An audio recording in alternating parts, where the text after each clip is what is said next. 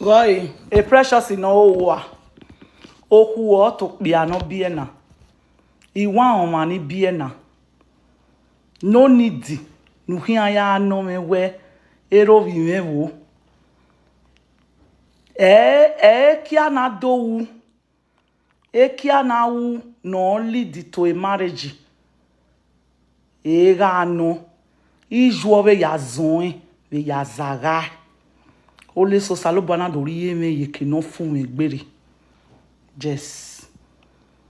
Oti awa me mamu wa me mo nya wa mo do wa me oi ga o me mo nya wa me kona iyo ko no bogbe ama we to wa mu wa me o mu no da fun me wa no me we ni ri ero vi mere venu we se na we momo inu mazi wo ebie uwe ni me na ma iju okma no me ko at least me de mo ko we Nigeria wish a boyfriend did not mwe come na ri hore iju na be ri evo na be ya nwe moti because iju ma en egbe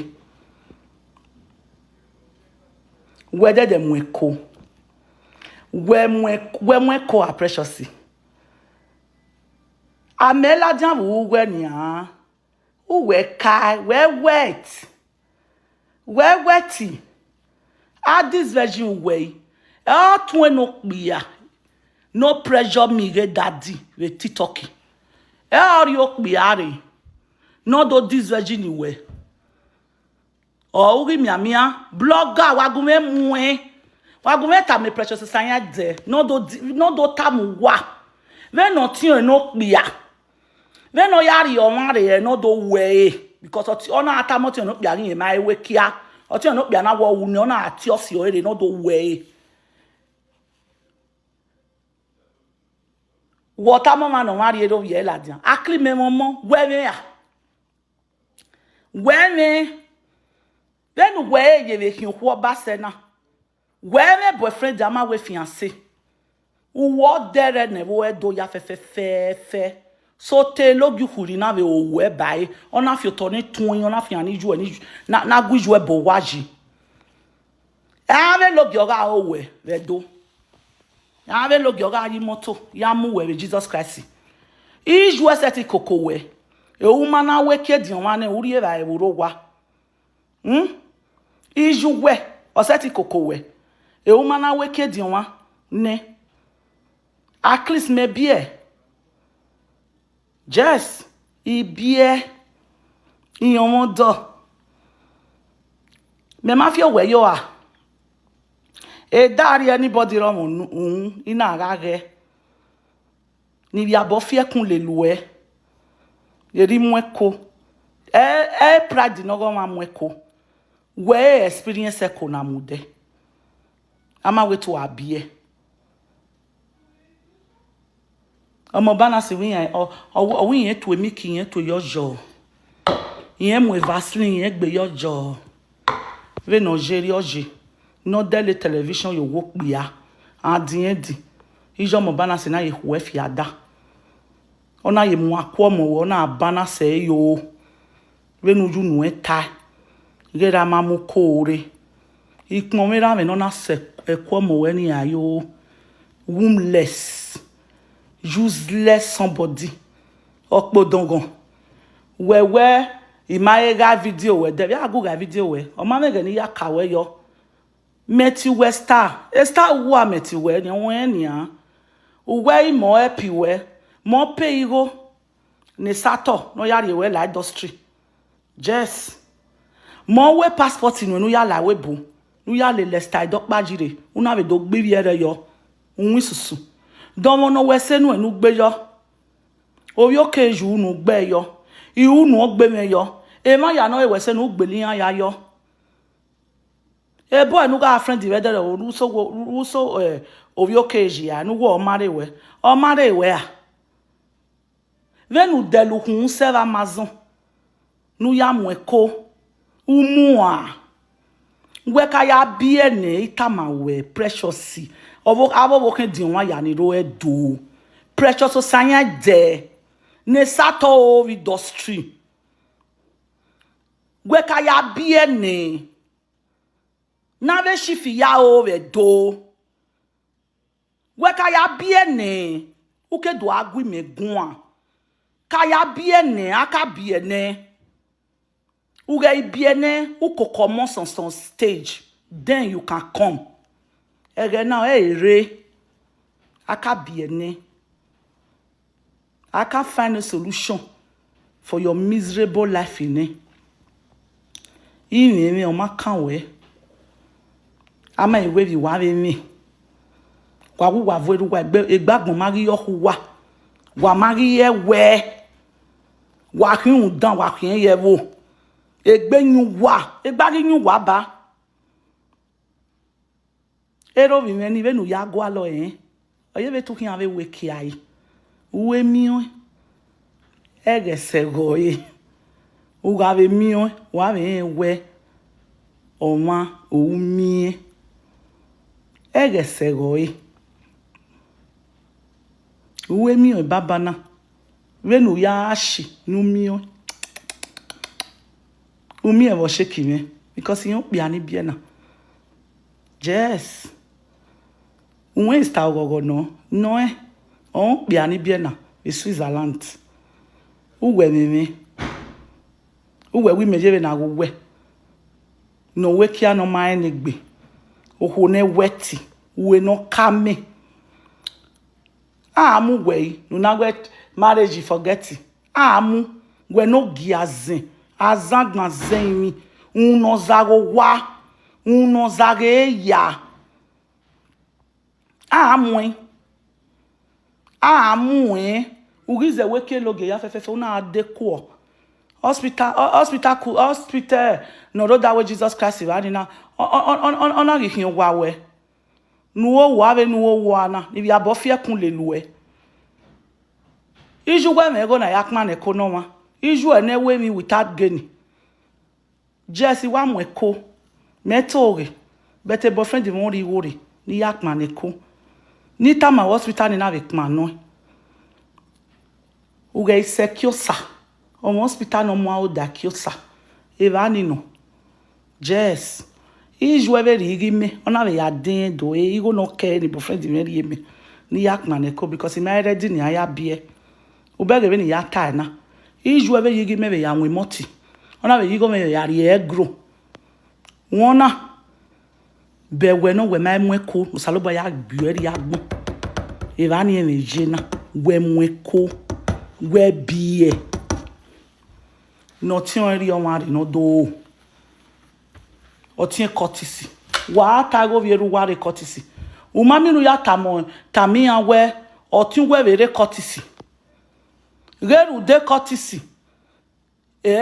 na mo tun no pia no dion la webo go tun no pia ne kere go ni vere kotisi o wo ni do ta be no tun ya gbon ma wa ve do ebi no ya me ya mo la webo uwo ni do ta iga ta oko adejiju ohun emi ami agiju eye re do won ni ri enu na oko ga adejiju ohun won ebi no sunu ni oko ga adejiju ohun no ti on no pe ari o ti on re do this virgin igino wa egun meta ne logie ya o re do asegbe logi khuri egun meta Dota magbon emi ne logi khuru gefi emi no go fi otone tun inu ni ju ebo waji unu wo ya ta ma me ge otoni we logi khuru fiana unu wo ya tai la re na biama wa to o renutana o ya gbe kari awe na ya eruta yesta gbege ibi esta yan bi yan ma mi odo esta idopaji we mi ni je ta ma we uta mi je den no say destiny ai o ije na no we de iju e o pe eva bie na do gi esta nia yan bie yan ma mi odo na we ki si go mo da o be ga gbon o wala one of bazis na o wala no meje na me here 250,000 euro yeah I know okme luzabogi we okme bejo ije o wagan because e luzabogi e wo ni go je no aro showa o wa be din a egme for say yo yan do ni understand me ma zu wa we no we zu wa Understand? Na to ogeji. Aye oge ya we saga. Because a saga na yo oge u. Emma. Omo maniria. Yeah. Aye oge ya we saga. Wakin ya we saga ye mata. U ya we saga after all. Wora gbona. Oru egbori megbe. U wa ye mata ya we. When emi ni ye gogoji. Otime. Otweno piano meme. No le courtesy. Not your piago no this virgin way. Abomination. Mano we a star war. A star ema baba. Ana emi got 20 bia. Or read your see not do this virgin way. Abomination your love we no mind. Wa go no see enu na gba nu na ma mewe. Wa go no see enu we na ye kokoko. We no ga agwe boyfriend, do na agwe boyfriend is stay. Ona amwe kono huove, le nu ri o wase. We ranu gwi megun. No you a la industry edo. We obviously na da no mu were, why yakpon won se? No mu were, why yakpon won se? E don knife no mu were. Why yakpon won se? Tout d'autant ma mère no kan ya lo egwivon no mama we ne ke no jere lo don ye sono sono owo ti an owi me omo wa ni me okay eru wi ata le fe bi go wa no jo ti an wa onya ni wo wa wa gbon won wa no ti an no wa no ti an owo ma mu no wa owi me gbe just right from time no me gbe kin me si pa ka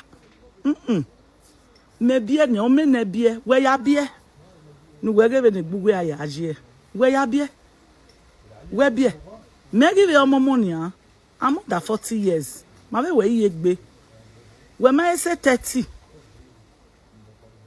ni me ya din wo gbeda 15 years to 16 years or we ma ge ni me ya din we ogbeda 15 years to 16 years are you mad we ya bie we me boyfriend dia ama we to abia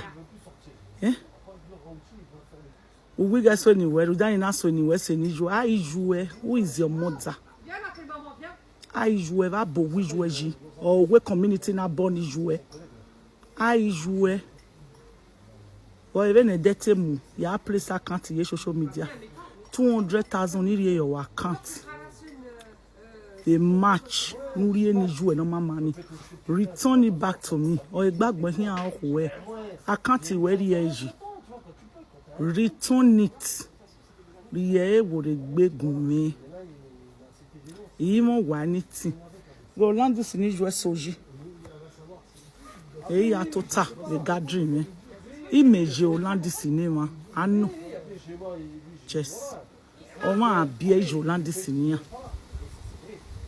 ina mi onwa worry in Nigeria if Rolando si ni no vi Niger ina be mi ma no e ma no ma ne mo pono ya mo wo iri Rolando si ni ya mo wo e ma mu ni jouer because yin egui jouer e o ma si yes because someone wan we say na ve na pon me ahwe o ma ri we kun me no iye ti le lu wa kian ope ni dina wa ekenije o vi jouer no me no ma se ti si la wa na do agumegun ma we to ma we gumegun ge be ladian imo we explanation imo we owo kin lo ge ya no ro edun imo we the secret we kede ya ri e ladian clock it ya vi e ladian ban idoke wa ni la ri vi jouer ni ke idoke wa ni la ri jouer won me no ni aya me to la kan yes aya me to la kan iwe ni ju wa vi wa la wa anybody no know wa governor ero egbe ma yere oku wa la wa egbe wi Hausa wa la wa me gbe egbe wi Hausa wa hin wa la wa aklise na iye titi egbe ra mi iye ti egbiji mi denu wa se titi ewuwe Ogbera akpanu wa beti ebona no vere ke no wa beje wodo. Ofonia. Ebonu we mu gbo ni ri eke wa we beria. Avie no. Hypocrite. Ku we o, ki ju e, ki vi ju e ni ke o. Hypocrite wa hin. Ku wa we. O we ara. Azoa. We made de mu eko we ati nokman eko. Omo nokman eko mama say na ya biori agbon ma taking. We taking den aviama. We so my you we de we taking. We taking de. Oi. Precious aya de go iyawe wanyu. O ma you no se ni na lawe gbe. Rudan komie no meme. O meme gbonaria. Ni we nu wari la wa. Ni jouer marié la wa yon si onona because kede yo ade imaso ni wa ya balo ore yo megbe magun yon we do we ya mu ore ba me ege after ve zo ni we phone social media e mo mu wa re social media wa wa de gbe o ju wa egbe wo de gbe o wa afrona egbe o ke na ne merie especially we no ro e na viama we fo precious sanya de we fo egbe ohwe oti ju e no di onge oge maria oge beti e bona ni ju e wo di on wo kan gba lo yan na re e fi eze iju e no won ho azagbazen